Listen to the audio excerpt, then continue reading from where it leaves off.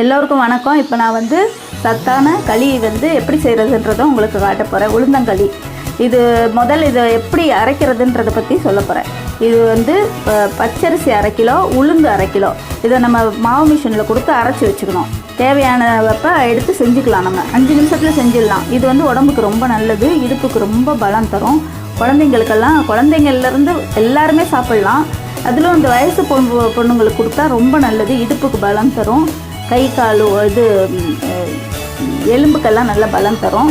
அது கண்டிப்பாக நீங்கள் குழந்தைங்களுக்கும் பெரியவங்களுக்கும் கொடுக்கலாம், எல்லாருமே சாப்பிட்லாம். நான் இப்போ இதை எப்படி செய்ய போகிறது, எவ்வளோ அளவுன்றதை சொல்ல போகிறேன்.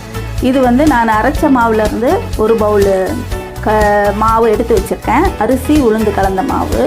இது வந்து 100 கிராம் நல்லெண்ணெய். இது 200 கிராம் கருப்பட்டி. இதை வச்சு தான் நம்ம இப்போ சத்தான ஒரு களி செய்ய போகிறோம்.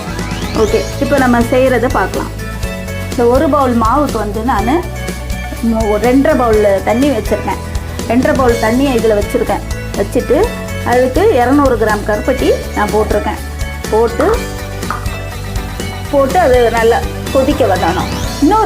இன்னொரு ஸ்டவ்வில் இது காய வச்சுருக்கேன், சட்டி காய வச்சுருக்கேன். அதில் வந்து இந்த பவுலில் இருக்க மாவை கொட்டிட்டு அதை வந்து வறுக்கணும் நல்லா. அது வந்து ஒரு 10 நிமிஷம் போல் நல்லா வறுக்கணும்.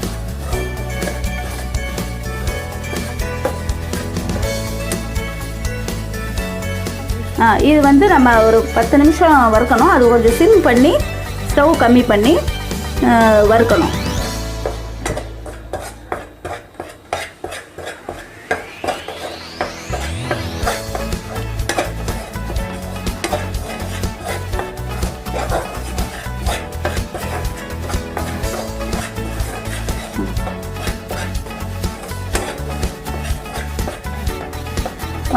இந்த மாதிரி வறுத்து நான் 5 நிமிஷம் நல்லா வறுத்துருக்கேன் மாவை.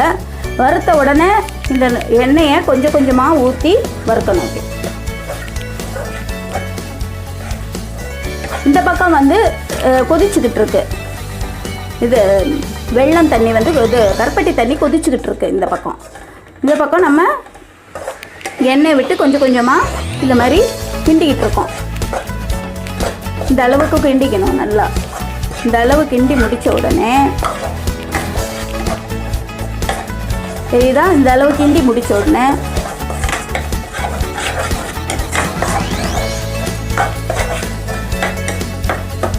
இந்த கொதிக்கிற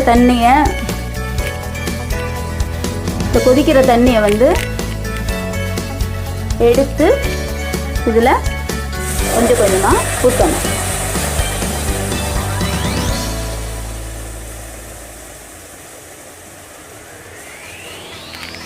முடிஞ்ச உடனே நம்ம இதை நல்லா கிண்டணும். இந்த மாதிரி விடாமல் கிண்டணும். நல்லா ஒரு 5 மினிட்ஸ் கிண்டணும். கட்டி அரை வரைக்கும் கிண்டிக்கிட்டே இருக்கணும். நம்மளுக்கு இது வந்து உடம்புக்கு ரொம்ப பலம் தரும். குழந்தைங்க அது வயசு பொண்ணுங்களுக்கு கண்டிப்பாக இது வந்து நீங்கள் அந்த 3 நாள் கொடுக்கறதுக்கு ரொம்ப நல்லது. கண்டிப்பாக கொடுங்க உங்கள் குழந்தைங்களுக்கெல்லாம். இதை சாப்பிட்டு பார்த்துட்டு உங்களுடைய கமெண்ட்ஸை என்னுடைய இதில் பாக்ஸில் போடுங்க. உங்களுக்கு ஏதாவது டவுட் இருந்தால் அது வந்து நீங்கள் இதில் போய் பார்த்துக்கோங்க. டிஸ்கிரிப்ஷன் பாக்ஸில் போயிட்டு உங்களுக்கு ஏதாவது டவுட் இருந்தால் பார்த்துக்கோங்க. சத்தான களி மாவு ரெடி ஆகிடுச்சு. பார்க்கவே எவ்வளோ அழகாக இருக்குது பாருங்கள். எல்லாருக்கும் சாப்பிட்ணுன்னு தோணும் இது பார்க்கும்போது. அந்த அளவுக்கு ஒட்டவே இல்லை பாருங்கள். சட்டியில் ஒட்டாமல் அழகாக பார்க்கவே ரொம்ப இதாக வந்திருக்கு. கிறிஸ்ப் தான். இதோடைய ருசியும் ரொம்ப நல்லாயிருக்கும். ஓகே, அவ்வளோதான் சார்.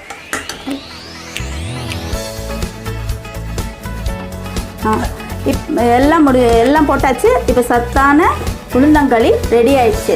இதை நான் இன்னொரு பவுலில் மாற்ற போகிறேன். இப்போ நீங்கள் கண்டிப்பாக சாப்பிடணும்.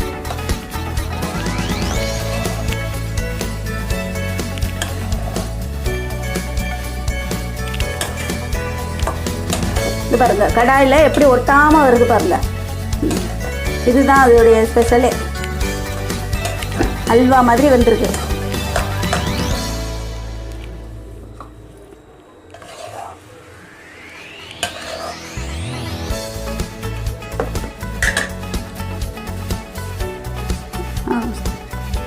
இதை வந்து உங்களுக்கு இந்த சாப்பிட்டு இது செய்து சாப்பிட்டு பார்த்துட்டு உங்களுக்கு ரொம்ப பிடிச்சிருந்ததுன்னா சப்ஸ்கிரைப் பண்ணுங்கள்.